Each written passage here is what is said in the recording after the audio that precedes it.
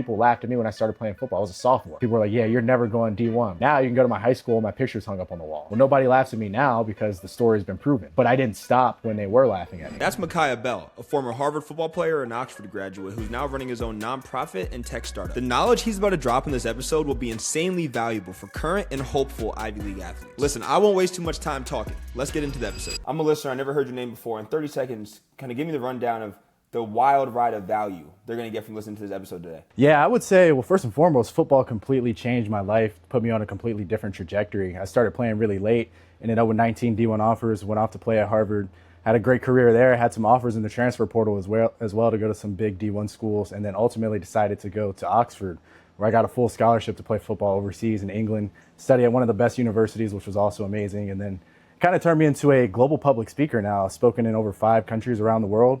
And that I got into that because of football. I've connected with so many different people. So it really is just the fact that sports can truly change your life and take you on a journey that you wouldn't quite imagine. And the opportunities just present themselves if you're open to it and if you're prepared. So I think that's the biggest thing that you'll learn from me. For sure. I'm going to jump right ahead to fast forward. We're going to reel back as well, but Harvard to Oxford is, I mean, when you talk about some of the best schools in the world, those two are right at the top. And being able to be at both, getting those experiences, the first part of it's making the decision to do it. So you're graduated from Harvard. You have opportunities to stay in the States, play bigger football, whatever the case may be. How did you come to the decision to make this move to Oxford, which is, unconventional for many people because they just don't know enough? Yeah, well, first and foremost, it was a really interesting journey because I had good grad transfer offers. So I had a good career at Harvard. I played mostly my junior and senior year. I was a starter my senior year. Had a good run, and the offers that I had in the portal, I mean, the first school to call me was JMU. This was the same day I put my name in the portal. They were ranked that year, went off to play in the playoff against Oregon a couple years after, which I would have been playing in that game. It would have been awesome. And some other offers, I had opportunity at Duke that ended up falling through the same day because the coach left that night to go to Texas A&M. It was crazy. But nonetheless, the reason how I made my decision was because I was burnt out at the end of playing football. I really didn't want to play anymore in the U.S. I knew the high level of commitment, and that just wasn't really in the cards for me. And then also I was focusing more on academics at that point. So unless it was going to be a school like Duke and that opportunity fell through, another good academic school where I could also play football at a high level, I wasn't really interested in the opportunity. So that led me to looking at other places to go. I ended up applying to go to MIT. I was considering that. I was talking with their coach, and then found out about a scholarship to go play at Oxford, which I thought was so random. I actually found out about it during, I think, maybe November of my senior year. So we're still in season at that point. I remember looking at it and kind of laughing about it because I was like, there's no way they actually have a team. Like, this can't be real. And plus, at the time, everybody's trying to grad transfer to a big D1 school. So I'm thinking about that. And so I ended up applying pretty late, in around February or March. It was actually very late, right before the applications closed. And then the rest is history. I ended up getting in. But that's how I made my decision, basically just being burnt out. And I think that burnout is what allowed me to look at other options that I wasn't going to look at initially. So perhaps it's a little bit of desperation. Like, what do I do next? And that's how I found it. Well, tell me more about your time at Harvard. What did your Harvard career look like on the field? As you mentioned, junior, senior year, you had great opportunities to play and contribute in a meaningful way.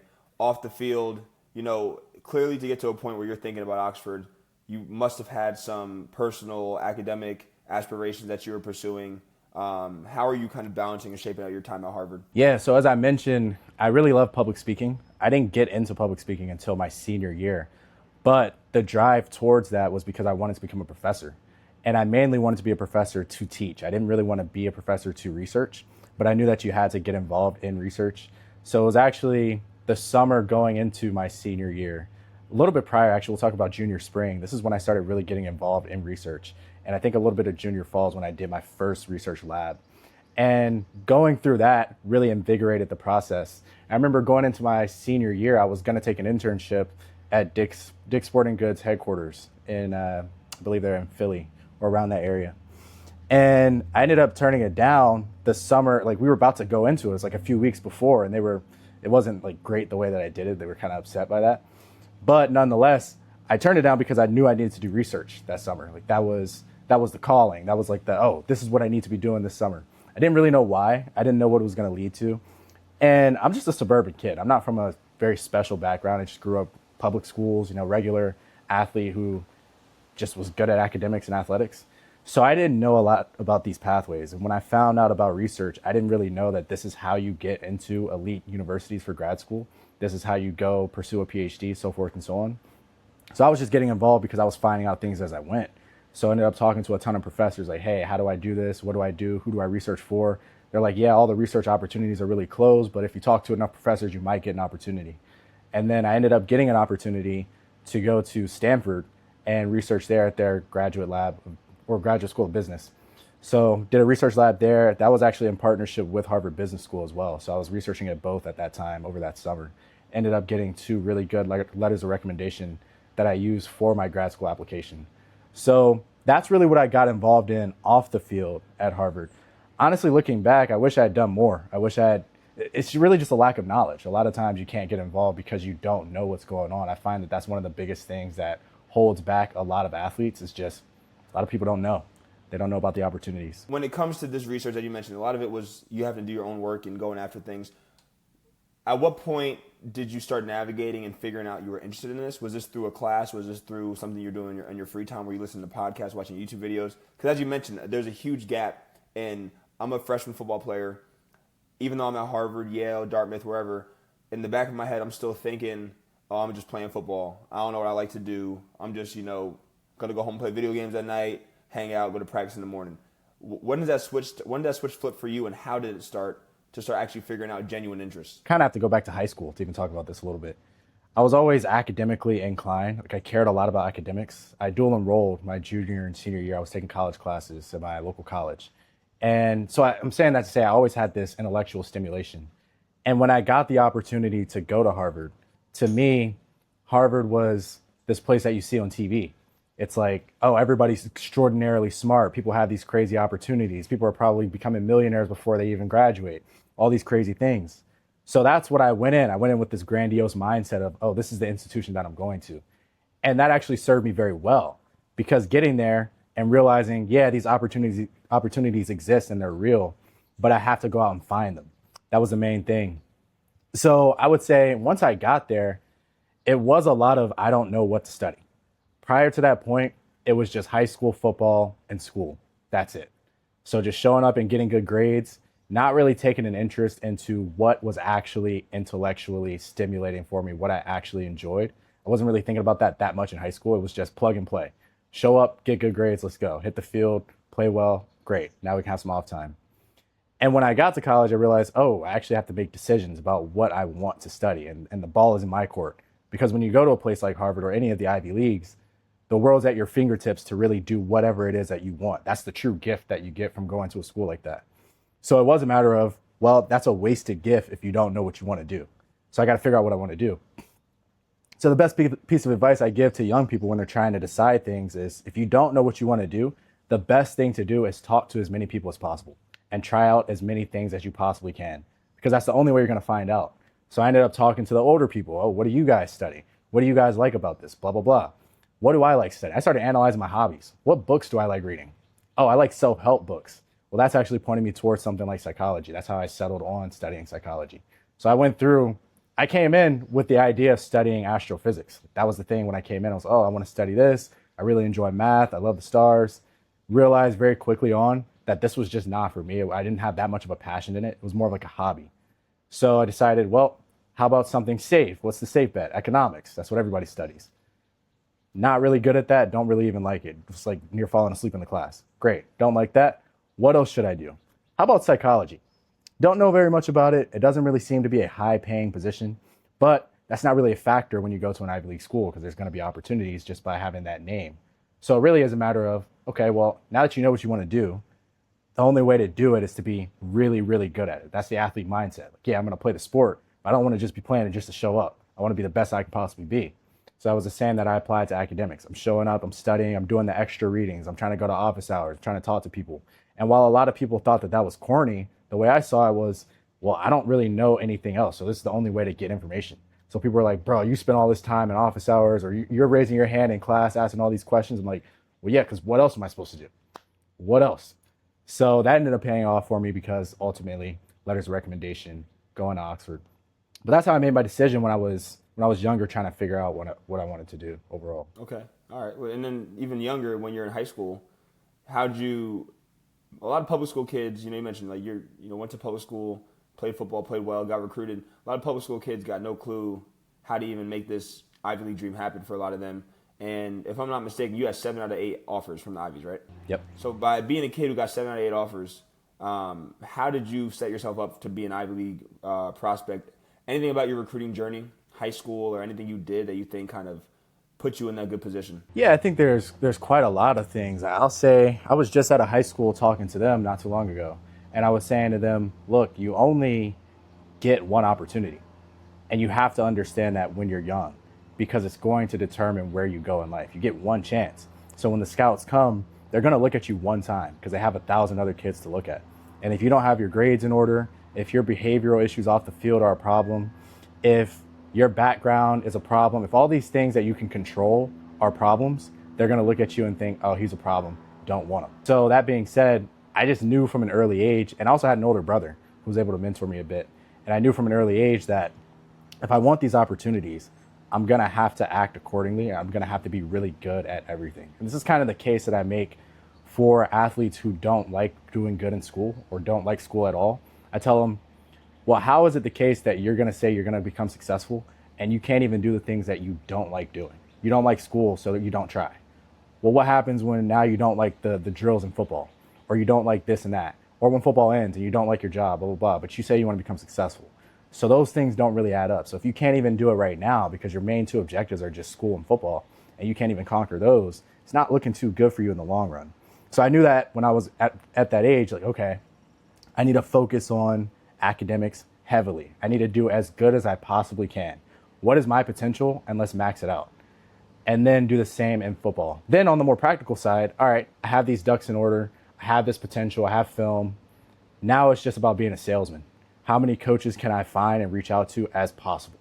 As many as possible. Emails until they tell me, look, stop emailing me. Twitter DMs until they're like, please, blocked.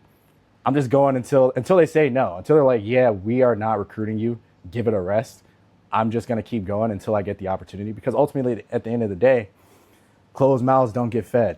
If you're not getting reps at practice, you got to fight for the reps. It's the same way when it comes to getting recruited. If you're not getting coaches to look at you and watch your film, you got to keep fighting until eventually one coach looks at you. And then it only really takes one offer, one big offer for other schools to start turning their heads and say, oh, we should check this guy out.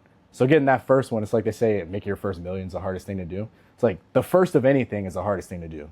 So you have to be so tenacious and so consistent and persistent about pursuing those opportunities, because they're not just going to find you in the way that they present themselves to think that you're just going to get found. Like if you have good film, they're going to find you. It's not always the case, because a lot of people have good film now. It's way more competitive than ever. And you got the transfer portal. So they might not even need you coming out of high school. They can just get another guy who's 22 and already developed. You got to be on top of it. For sure. For sure. So this is an interesting point you brought up. I mean, you just talked about, high schoolers sometimes, and even college students sometimes have a lack of motivation to go ahead and be a great football player and great student. And this kind of ties a little bit into the research that you've done. We're talking about, the best players on college teams having less favorable outcomes post-grad. And I can kind of, in my mind, see how that all lines up. Because if you start from an early path saying, I'm going to prioritize football and not school, well, what's going to happen as you get into college is keep doing the same thing. You keep prioritizing football, you get better at football, you get a little bit worse focusing at life outside of football. And then before you know it, you graduate, and all you knew was football, and you're not going to the league. Now you're cooked. Tell me a bit about this research you've done, what you found, and your thoughts on all of this. Yeah, so this was my graduate thesis that I wrote during my time at Oxford. I did a master's in sociology, and I've done so much research at business schools that kind of tailored my research approach. So this is like, I guess you could say, a more economic style of a sociological production. And basically, I got on this topic because obviously my background, and I chose 16 total schools for about 1,300 athletes over the span of the past 5 years up to that date, graduating classes. And I wanted to see, because there's so much research right now about how athletes make ideal employees. They climb the ranks quicker. They make more money over time when compared to non-athletes. But I was like, what about within the group of athletes? What makes an athlete successful? What makes one athlete make more money than the other? What makes the ideal athlete candidate for a job? So I looked at 8 of the Ivy League schools, and then also 8 elite private academic schools that had Division I programs, such as Villanova, Georgetown, like really good academic schools that also have good athletic programs.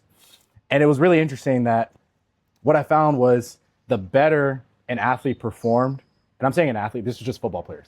So the better a football player performed is the less amount of money they made in their immediate early career, which was really, really interesting. And I thought that it was the case that the speculation is that the people who become really good athletes overemphasize football and underemphasize academics or career development. I think that's really the case. I don't think it's the case that they're overemphasizing football, just that. I think it's really the case that they're underemphasizing everything else outside of it.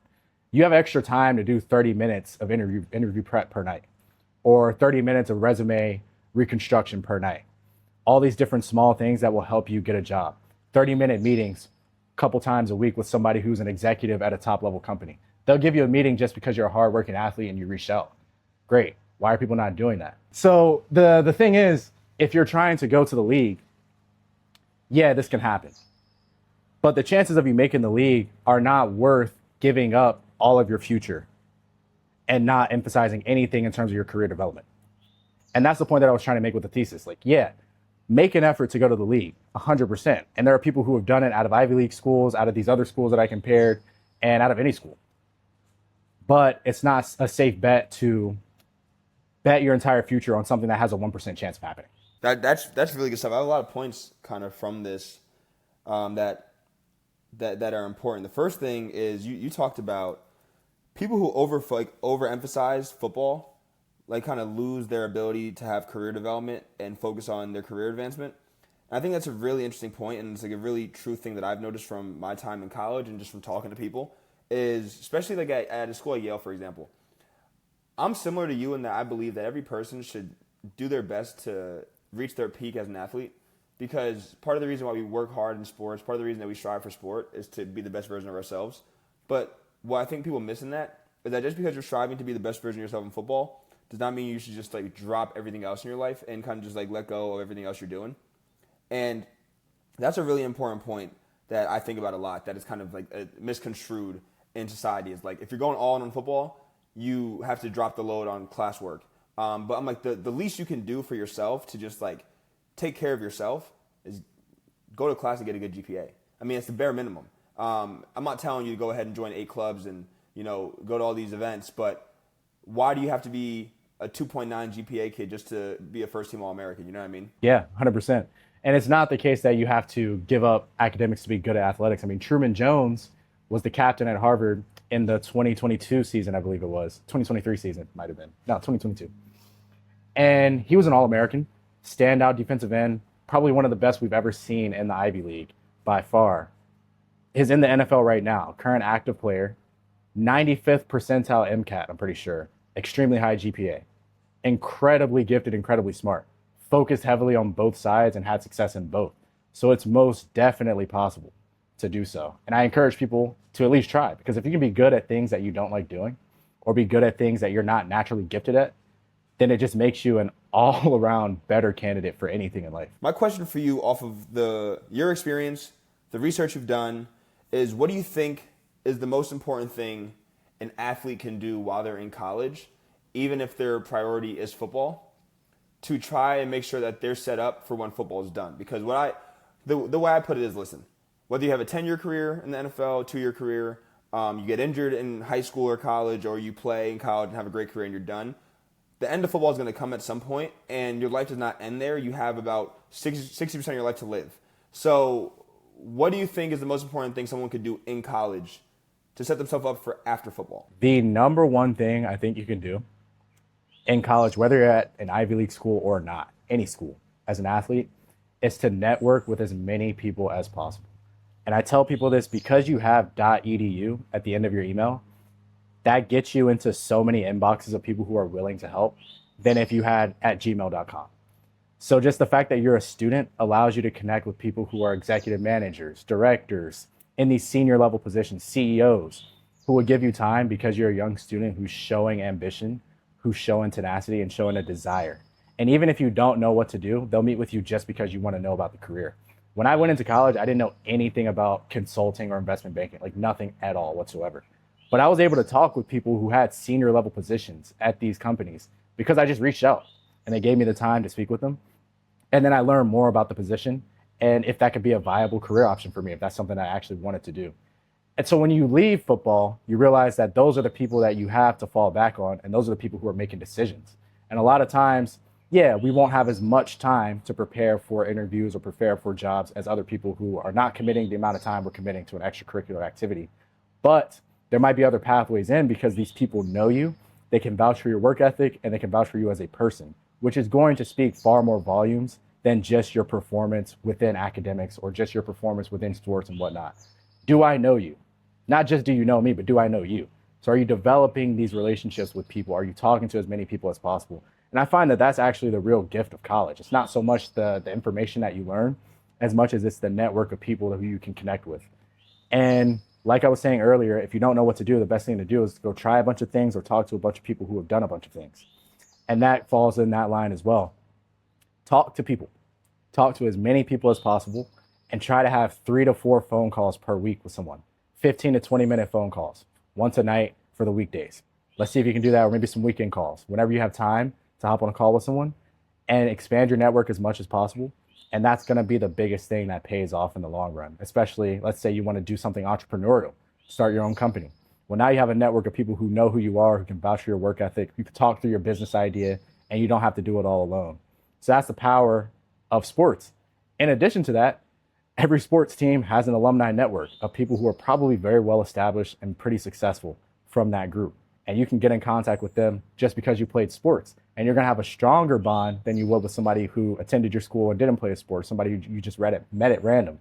So I'd say those are the biggest things that I would encourage anybody who's in college to do, especially if you're an athlete. What is your take on entrepreneurship for as a mechanism for early career, in a way, advancement, or like being involved in a startup, for example, for athletes specifically? That's a good one because that's exactly what I'm doing right now. So I run my own nonprofit and my own tech startup. And I will say the good thing is that when you're an athlete, you understand true adversity.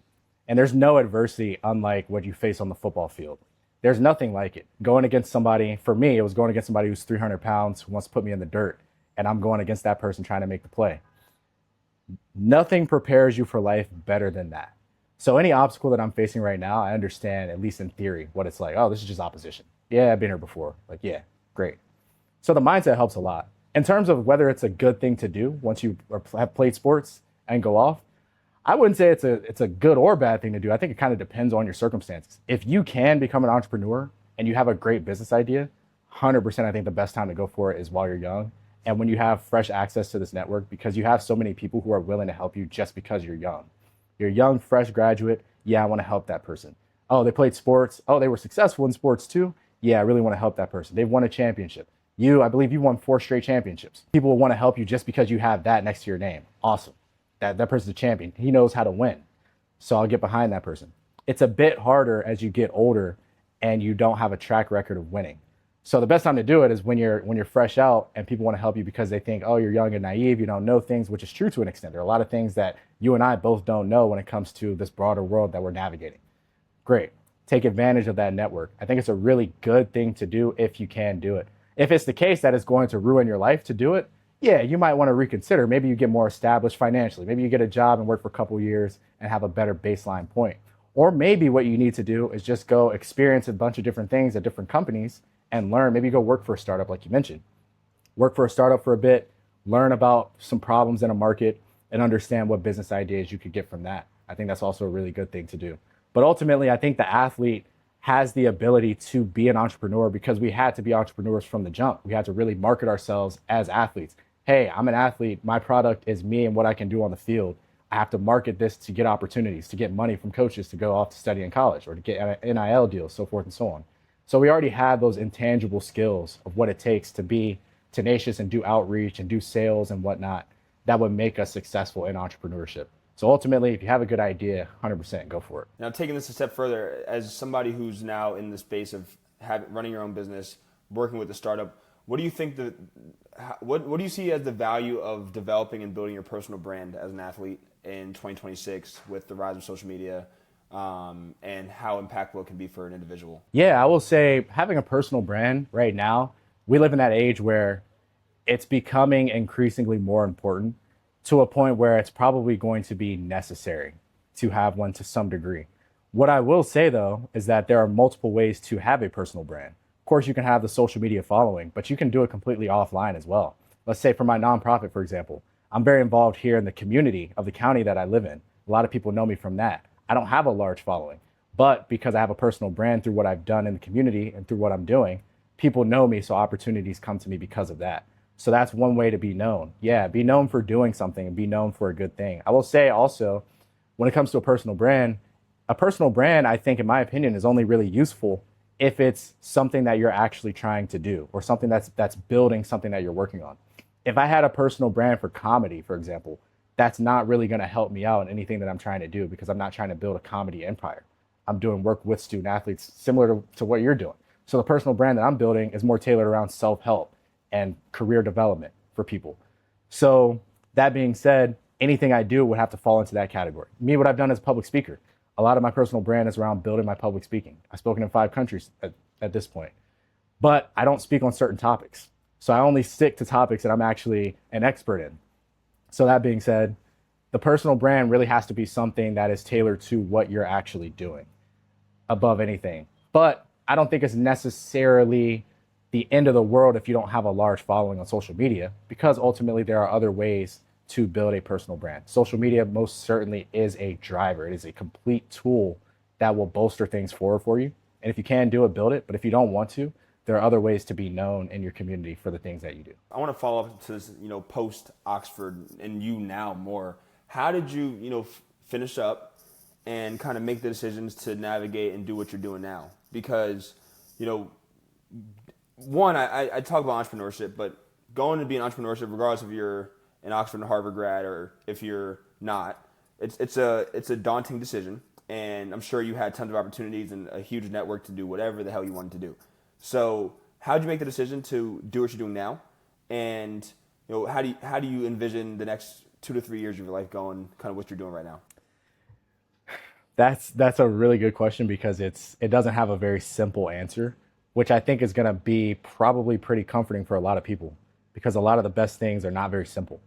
So the way I got into it was a mix of a bunch of different things. Like I mentioned, public speaking, which happened almost at random. I got a lot of opportunities to speak all around the world, as I mentioned, at random, and that really developed my skills as a speaker and developed me for what I'm doing right now. The work that I'm specifically doing is with leadership for high school athletes, career development, and developing new pathways for them to become successful when they go to college, so forth and so on, or even if they don't go play sports in college.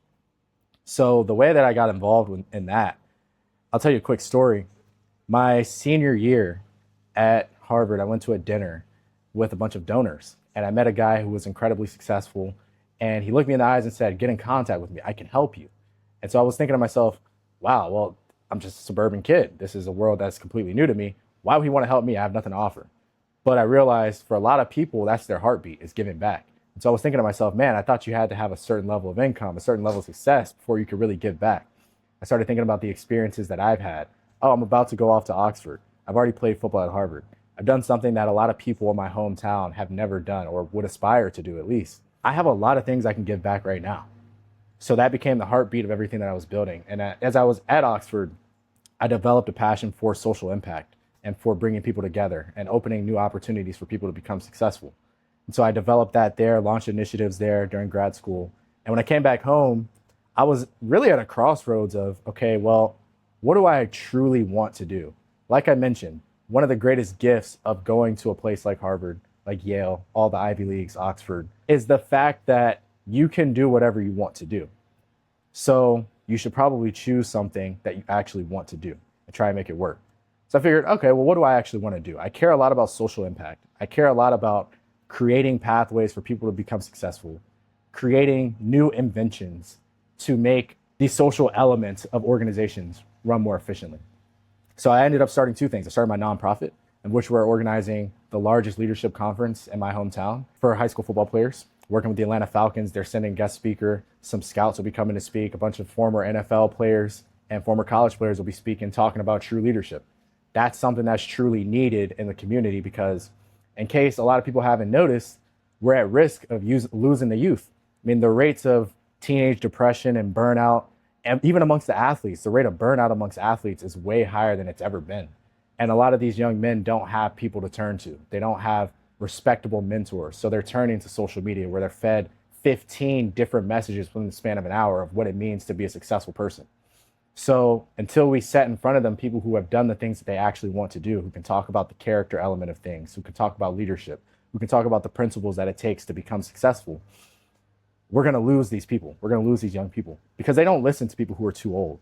They're going to listen to somebody who's just graduated from college, who they want to be like. So that's the heartbeat of what we're doing with the nonprofit and developing more pathways for them. On the for-profit side, I can't talk about the actual idea yet. Still in stealth, still building that out. That'll be launching later this year.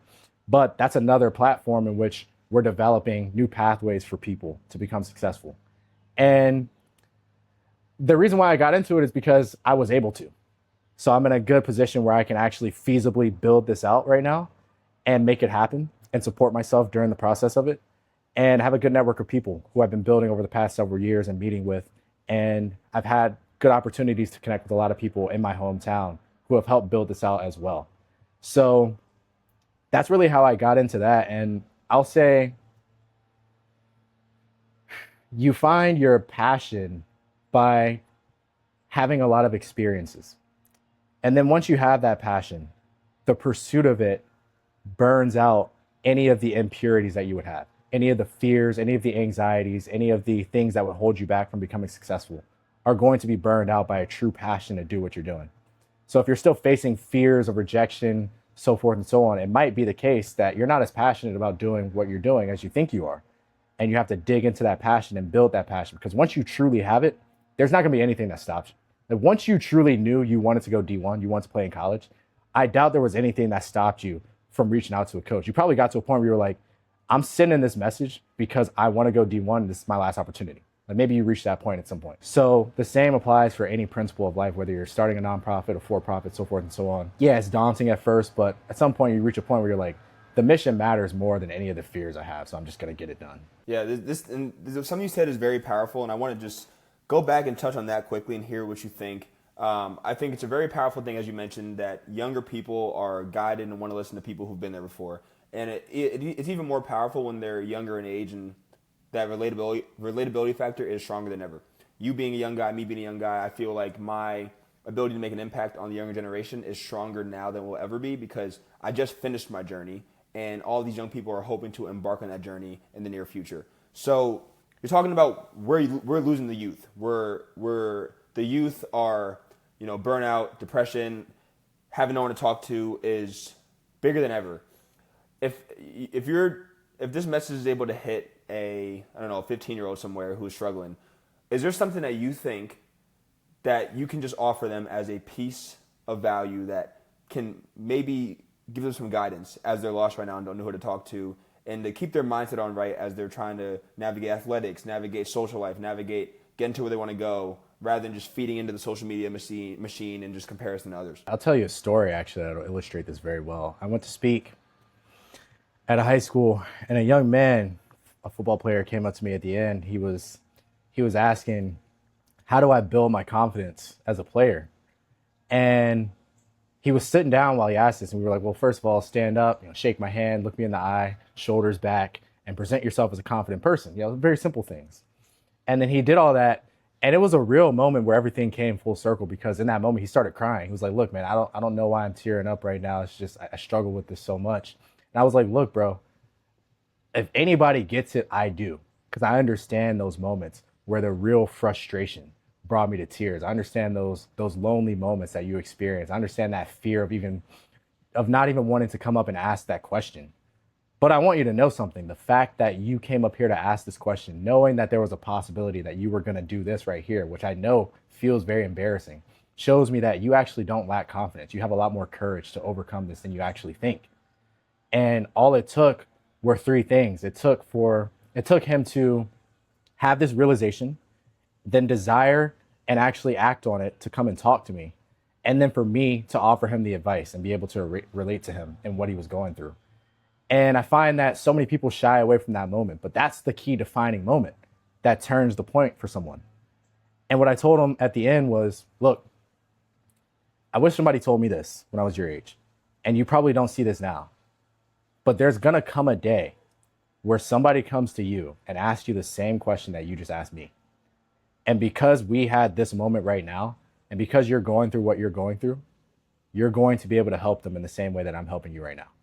Because I've been through this moment and everything came full circle. Because when I went through that moment, when I was his age, I didn't have anyone to turn to. I didn't really understand that there was going to be a bigger calling tied to that. I was only thinking about how bad I felt and how much I wanted to succeed. That was it. And I told him, look, there's a calling for you to impact people's lives. You just haven't met them yet. But there's no nobility in a story in which this moment doesn't make you a better person. So if you give up after this moment, then now you just suffer for nothing. So, and you're still going to feel the same suffering. You're still going to feel just as hopeless by the fact that you're going through what you're going through. But the only way the story is actually worth something is if you show up every day, do exactly what you're supposed to do, give extra effort, and become successful. So then you can turn to someone else who's in need and tell them your story and help them see it through. So in case you feel lost right now, or in case you feel like you have no place in this world, or football doesn't work out, you're not worth anything, it's not the case whatsoever. There are a group of people who are truly depending on you, who are going to come at some point in life. And when you meet them, the question is, are you going to be prepared? Are you going to have the story to tell them? Are you going to have the experiences to tell them? And this was similar to something I was telling another guy who was asking, how do you turn your off the field struggles into leadership? And I said, well, the first thing is that a struggle story is worth nothing unless you actually show up and do what you're supposed to do regardless. If you're struggling and then now you're not showing up to practice, or now you're not showing up for blah, blah, blah, I'm not saying it's easy, but it most certainly is the only way that a story is actually worth something. Oh, this guy had this going on and he still showed up. Dang, that's respectable. Not, oh, this guy had something going on, he didn't show up anymore. We can understand it. We can offer empathy. Yeah, I get why you didn't show up, but it's no longer that respectable anymore. The story becomes 10x more impactful if you went through the struggle and came out fully forged. You went through the fire, came out a complete sword. So those are the things I would tell. And then to summarize it up into a quote would be, you may not see it now, but the calling you have to impact people's lives and to become a successful person and to make your mark on the world is greater than you actually would know. And once you reach that point, the question is, will you be prepared by having gone through the fire that you're in right now? So in a weird way, be grateful for the fact that you're going through a struggle right now, for the fact that things suck. Because looking back now, I'm very grateful for all the struggles I went through, extraordinarily grateful, because I wouldn't have an impactful story to tell if it was all sunshine and rainbows, if it was all just everything was going in my favor and I never faced adversity. We're all one really bad day away from becoming either a hero or a villain, one of the two. The decision is going to be, whether you become a hero or a villain is going to be determined by your decision after that really bad day. But there's no commendable story without a tragic backstory. So that's the biggest thing I would say to them. And then, yeah, that's it. I'll probably leave it at that. That's awesome, man. That's awesome. I mean, listen, I'm thinking that's a phenomenal way to kind of put a bow on this. That was great. I really appreciate you kind of sharing that, and I think that's really powerful advice. I got to ask you though to finish up, because I can just see it from all 42 minutes of you speaking. Like, you're a phenomenal speaker. Obviously, you public speak and you have that, but like, I'm assuming that you didn't just were born a great public speaker. I'm surely understanding more and more through content, through doing a podcast, the value of becoming a better speaker, and I have to actively work on it.